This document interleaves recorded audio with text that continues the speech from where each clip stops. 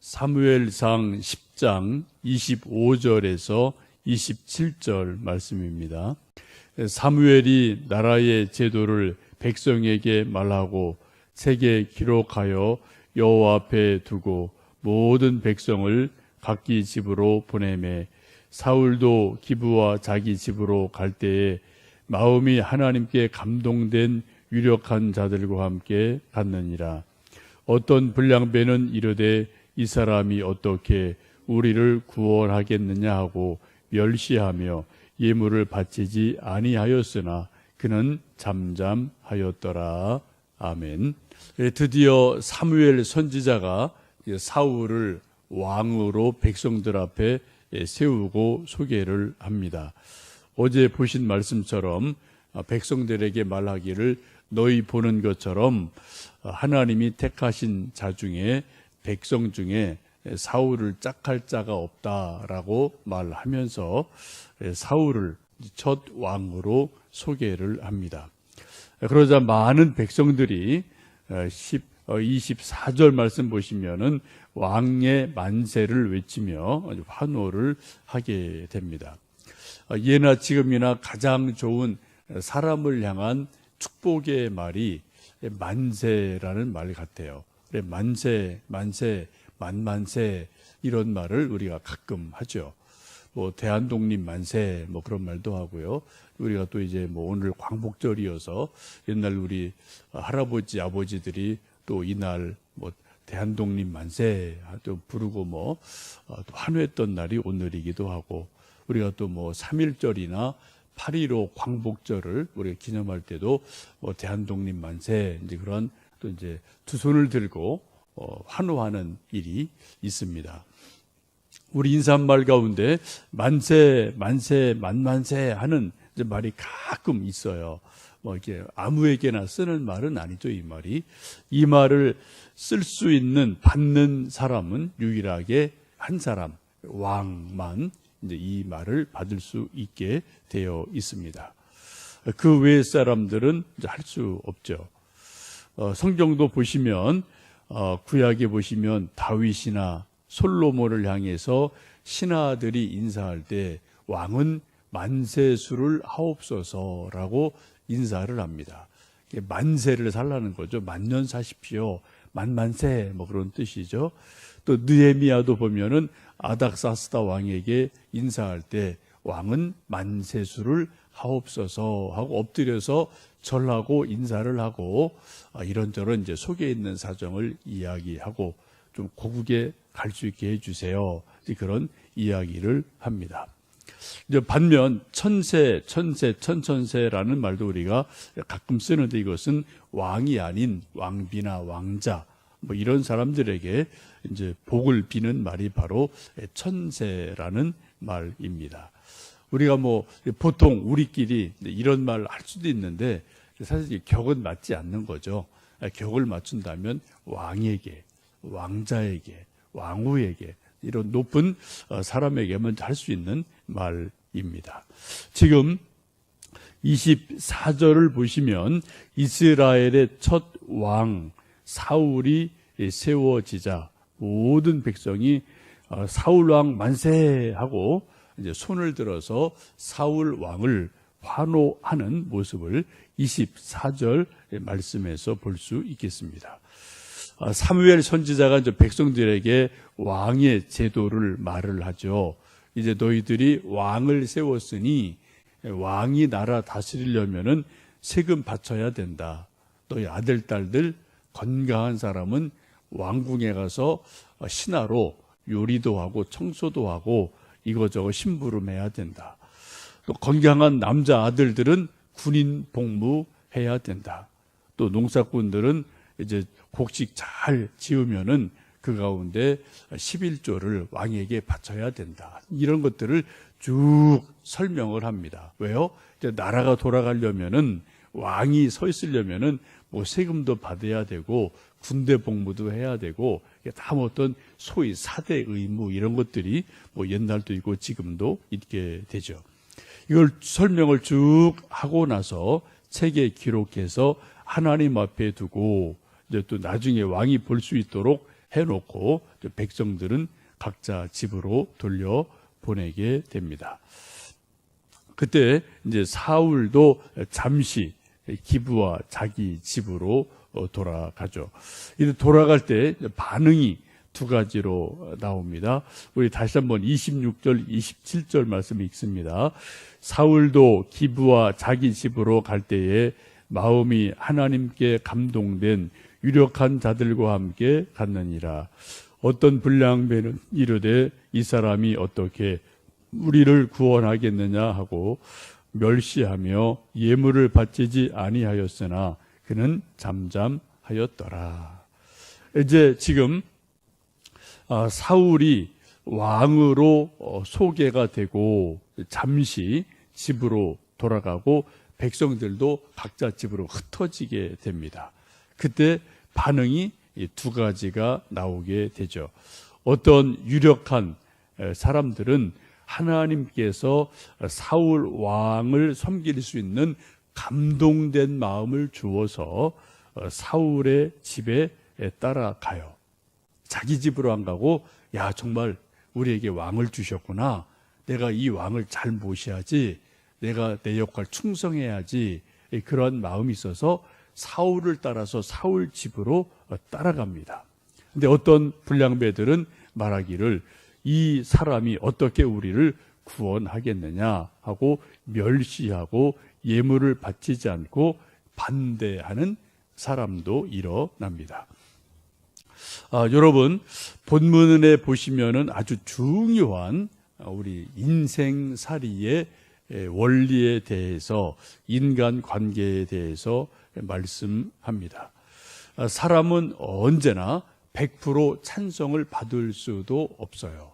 100% 반대를 받는 경우도 없습니다. 늘 찬성이 있고 반대가 있습니다. 지금 사울이 왕이 된 것 그냥 혼자 내가 왕이요라고 한 게 아닙니다. 그 당시 최고의 선지자, 누구나 다 아는 최고의 선지자 사무엘이 하나님의 이름으로 온 지파다 모여라. 각 지파별로 쓸만한 사람 1000명씩 다 추려내라. 그래서 12지파 1000명씩 다 세워놨어요. 그리고 하나님 앞에 제비를 뽑아서 그중에 한 지파, 베냐민 지파를 뽑았습니다. 또 가문을 뽑고 뽑아서 마지막 이제 사울 한 사람을 하나님의 이름으로 하나님의 사람 사무엘 선지자가 뽑았어요. 백성이 다 봤어요. 그죠? 비밀한 게 아니라 다 공개적으로 한 겁니다. 이거 하나님이 이것은 친히 하신 일입니다. 우연이 아니에요. 그냥 사무엘 선지자가 혼자 그냥 자기 마음대로 한 일이 절대로 아니에요. 그런데도 어떻게 해요? 반대가 있습니다. 반대할 사람은 어떤 경우도 반대해요. 이것은 지금 오늘 이 말씀 보시는 것처럼 사람이 해서가 아니라 하나님이 해도 반대할 사람은 반대를 하게 됩니다. 근데 그 반대가 어떻게 표현됩니까? 속으로 아유 하고 속으로 궁시렁 하는 게 아니에요. 아주 노골적으로 반대를 하죠. 27절 보시면 불량배들이 이 사람이 우리를 어떻게 구원하겠느냐 하고 멸시했다라고 말합니다. 예물을 바치지 않았어요. 사울 왕에게 고개를 숙이지를 않았습니다. 아주 드러내놓고 노골적으로 사울 저게 저런 인간이 저게 왕 되겠어 저게 우리나라 구원하겠어? 에이 척벌이게 저거 왕감 아니네 라고 아주 대놓고 노골적으로 반대를 하고 또 선동을 해요. 그래서 어떻게 해요? 불량배들 혼자 한 게 아니죠. 여러 사람이 또 그런 그룹을 만들어서 대놓고 사울 왕에게 반대를 하고 멸시를 하고 무시를 하게 됩니다. 우리 선배들이 그런 말 했죠. 천사같이 해도 반대하는 사람이 있고 악마같이 해도 찬성하는 사람이 있다라는 말을 하곤 했습니다. 여러분 우리도 인간관계를 맺을 때 또 작게 집에서 회사에서 우리 교회에서 우리 세상살이 하면서 여러분 언제나 우리 인간관계 속에는 찬성도 있고 반대도 있습니다. 여러분 언제나 어디서나 찬성 반대는 다 있어요. 북한 빼놓고는. 그러니까 여러분 그러려니 하셔야 돼요. 너무 그런 거에 대해서 연연하실 필요가 없습니다. 여러분 하나님의 아들이신 예수님도 기도하시고 12제자를 뽑았습니다. 3년간 제자 훈련을 열심히 하셨습니다. 먹여주시고 기적 보여주시고 사랑해 주시고 다 예수님 할 수 있는 최선의 것을 다 했는데 근데 그 중에 한 사람이 배신했어요. 그냥 혼자 도망간 게 아니에요. 어때요? 스승의 등에 칼을 꽂고 은 30냥을 받고 팔아서 예수님을 십자가에 죽게 하는 그러한 또 배신의 길을 가기도 합니다. 이건 반대 정도가 아니죠. 그죠? 반대와 배신은 이게 또 조금 격이 다르지 않습니까? 여러분 우리가 인생을 살다가 우리 꼭 뭐 신앙생활만 국한된 건 아니에요. 그리고 신앙생활은 말할 것도 없거니와 우리 또 인생을 살면서 누군가 나를 반대한다, 나를 욕한다 라고 하는 일이 일어났을 때 그때는 두 가지를 생각하시면 좋겠습니다. 내가 지금 인생을 제대로 사나? 우리가 또 하나님의 일 할 때는 내가 정말 하나님의 일을 내가 정말 하나님 뜻대로 잘 하고 있나? 내 자신을 먼저 돌아보셔야 돼요. 반대가 있을 때는. 두 번째는 기도하고 아무리 내가 잘 살펴봐도 내가 하나님의 말씀대로 잘 하고 있다. 그런데도 반대가 있다라고 생각되면 그때는 하나님이 나에게 하늘 상급을 주시는구나. 그런 생각을 하시면 좋겠습니다. 예수님 말씀하기를 복음을 위해서 의를 위해서 핍박을 받는 자는 복이 있나니 하늘의 상급이 크리라 라고 말씀을 하셨거든요. 여러분 100% 모든 사람에게 박수 받는 일은 북한 말고는 절대로 없습니다. 그죠? 뭐 옛날이나 지금이나 다 그런 인생이 그런 거예요. 그러니까 여러분 우리가 그런 데서 어느 정도는 자유함을 얻으시면 좋겠습니다. 이런 백성들의 일부 백성들의 불량배들의 반대, 멸시, 불평 이런 말을 지금 사울이 다 보고 있어요. 듣고 있어요. 지금 뒤에서 하는 게 아닙니다. 다 사울 앞에서 하고 있잖아요. 그죠? 이런 일이 있을 때 사울이 어떻게 대응을 했습니까? 27절 보시면은 그는 잠잠하였더라. 여러분 이 말씀에 아주 깊은 하나님의 지혜가 있습니다. 지금 사울이 왕이 됐어요. 공식적으로 왕으로 인정이 되고 인준이 된 겁니다. 이제 왕이에요. 그래서 그렇게 자기에게 고개를 뻣뻣하게 세우고 반대하는 불량배들을 어떻게 해요? 왕명으로 저놈들을 잡아다가 옥에 가두어라. 저놈들 잡아다 목을 당장 쳐라. 내 앞에서 쳐라 라고 이렇게 말할 수 있는 그런 권한이 힘이 이미 이제 사울에게 생긴 거죠. 왕이니까. 그런데 여러분 그렇게 하지 않았습니다. 어떻게 했다고요? 잠잠했다. 참았다 라고 성경은 말씀을 하고 있습니다. 이 말씀에 아주 중요한 하나님의 지혜가 있음을 우리가 보게 됩니다. 리더가 누구냐? 뭐 리더의 스타일도 다양하죠. 먼저 아주 폭력적인 리더는 뭐 이런 경우에 당장 잡아서 옥에 가둬라. 또 뭐 당장 목을 쳐라라고 할 수 있어요. 뭐 그런 왕들이 옛날에 참 많았고 지금도 뭐 독재 국가는 그런 일 지금도 있지 않습니까? 저라도 박수 안 친다고 뭐 그냥 당장 저거 처형해라. 뭐 그게 지금도 뭐 되는 시대 그런 나라가 있으니까 뭐 그런 리더십도 있습니다. 그런데 하나님께서 이 시간 사울을 통해서 보여주신 리더십은 기다리는 거예요. 포용하는 겁니다. 말 안 하는 겁니다. 잠잠하고 기도하고 하나님의 때를 기다리는 것으로 사울 왕의 초기 리더십을 보여주고 있습니다. 아직 사울이 왕이 되었지만 이제 실제 왕다운 어떤 그러한 일을 아직은 할 기회가 없었죠. 뭐 전쟁에 승리한 것도 없고 큰 나라의 공헌을 세운 것도 없고 아직 이런 것이 없기 때문에 사실상 왕이지만 왕의 힘이 없는 상태고 리더십이 지금 세워지지 않은 상태로 보시면 됩니다. 그래서 그런 것들이 세워지기까지 지금 사울이 속으로 답답하고 힘이 들겠지만 그런 것을 잠잠하고 참았다. 기도하며 하나님의 때를 기다렸다라고 성경은 말씀합니다.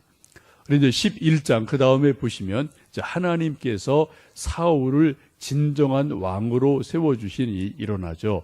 그래 암몬 족속이 이제 쳐들어오게 돼서 전쟁을 하게 되고 큰 승리를 얻으면서 와 정말 사울이 정말 왕이네 이런 것들이 인정이 되면서 사울 왕의 리더십이 세워지게 됩니다.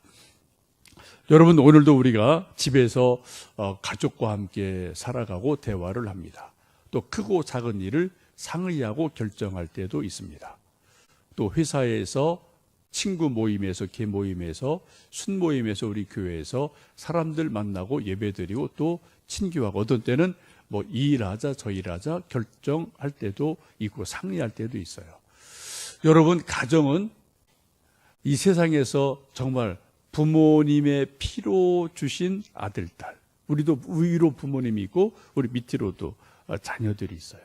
이 세상에 혈육으로 맺어진 정말 이 손가락을 꼽을 수 있는 사람은 몇 안 돼요. 그래서 이건 정말 독특한 특별한 관계입니다. 이 세상에 혈육보다 진한 게 어디 있어요? 피보다 진한 게 세상에 어디 있습니까? 여러분 가족 간에 매일 100% 찬성이십니까? 여러분 가족회의하면 옳소 만만세 아빠 만만세 엄마 만만세 여러분 가정회의할 때 이거 드세요? 드셔요? 안 됩니다. 이게 우리 현실이에요. 그렇죠? 여러분 우리가 다른 사람에게서 매일 옳소 찬성이요 만만세 그거 안 듣는 게 지극히 정상이에요. 저도 반대할 때 있고 여러분도 반대할 때 있고 반대를 받을 때가 있는 게 이게 인간입니다. 여러분 이런 것을 오늘 말씀 속에서 보시고 믿음으로 좀 넓은 마음을 갖고 기도하고 참고 기다리고 하나님이 일하실 때를 기다리는 우리가 되어져서 여러분 우리 모두 기도하고 더 좋은 기회를 기다리고 만들고 또 사람을 또 하나씩 둘씩 하나님의 사람으로 함께 세워가는 그런 복된 하루하루 되시기를 주님의 이름으로 축복합니다. 기도하겠습니다.